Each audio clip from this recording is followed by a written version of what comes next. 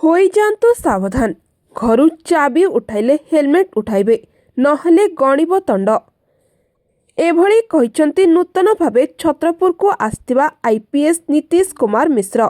ACP provision ଭାବେ training ନେଉଥିବା ମହୋଦୟଙ୍କ ଚରମ ବାଣୀ। ରାଜ୍ୟ ଅବା ଗଞ୍ଜାମ ଜିଲ୍ଲାର ଦୁର୍ଘଟଣା ପରିମାଣ ହାରକୁ ଦେଖି ଏବେ ପରିବହନ ବିଭାଗ ଓ ପୋଲିସ ବିଭାଗ ଚିନ୍ତିତ। ତାହାକୁ କମାଇବା ପାଇଁ ଏବେ ଅନେକ ପଦକ୍ଷେପମାନ ହାତକୁ ନିଆଯାଇଛି। ସେ କହିଛନ୍ତି, ଫାଇନ୍ ଆଦାୟ କରିବା ଆମର ଲକ୍ଷ୍ୟ ନୁହେଁ। ଆମେ ଏହି ଡ୍ରାଇଭ୍ ମାଧ୍ୟମରେ ଚାଲାନ କାଟିବାର ଉଦ୍ଦେଶ୍ୟ ଅମାନିଆ ଚାଳକଙ୍କ ଭିତରେ ସଚେତନତା ଓ ଚାପ ପକାଇ ମାନସିକ ପରିବର୍ତ୍ତନ ଆଣିବା ପାଇଁ।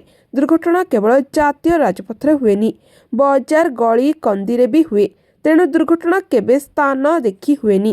ତେଣୁ ଯେଉଁ ଯୁକ୍ତି ତର୍କ କରୁଛ ଆମେ ବଜାରରେ ମଧ୍ୟ ଅଛୁ କାହିଁକି ହେଲମେଟ୍ ପିନ୍ଧିବୁ, ସେହି ମାନସିକତାକୁ ମନରୁ ବାହାର କରନ୍ତୁ।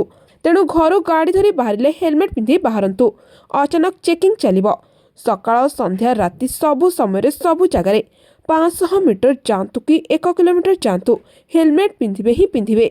ତେଣୁ ପରିବହନ ବିଭାଗ ଓ ପୋଲିସ ବିଭାଗର ଯେଉଁ ନିର୍ଦ୍ଦେଶନାମା ଜାରି ରହିଛି ତାହାକୁ ମାନନ୍ତୁ। ବ୍ୟୁରୋ ରିପୋର୍ଟ, ଜନତାଙ୍କ ସ୍ୱର।